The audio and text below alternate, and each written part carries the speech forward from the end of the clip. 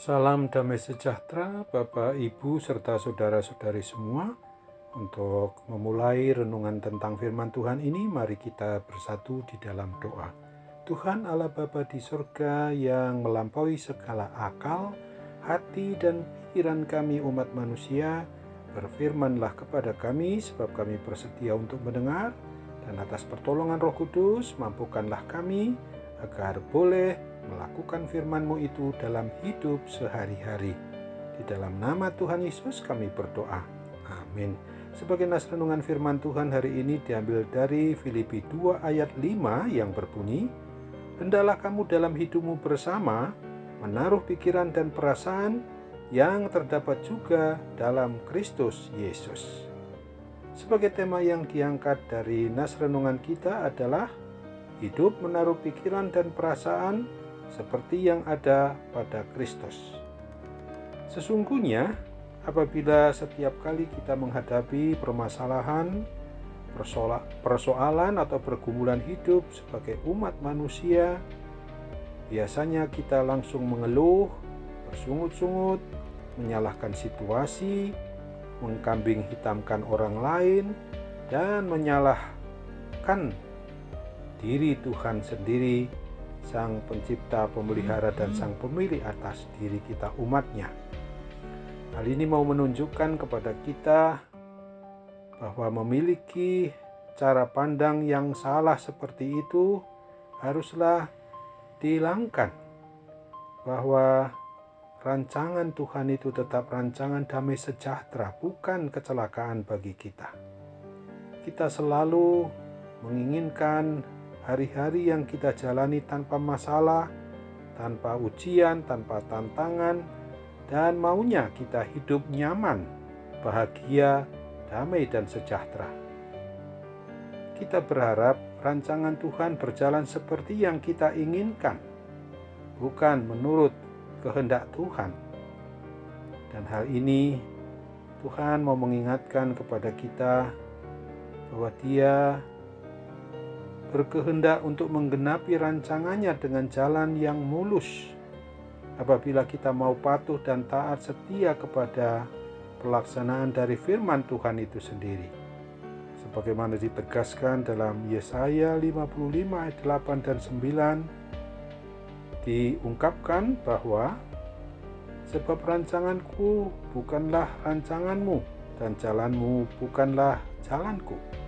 Demikianlah firman Tuhan. Seperti tingginya langit dan bumi, demikianlah tingginya jalanku dari jalanmu, dan rancanganku dari rancanganmu.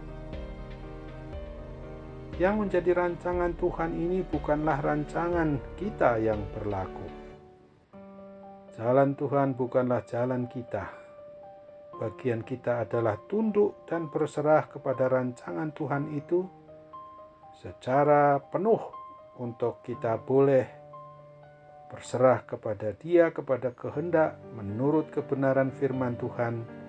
Sebab untuk masuk ke dalam rancangannya itu, kita harus siap sedia untuk mengalami proses pembentukan pada diri kita oleh kuasa Roh Kudus.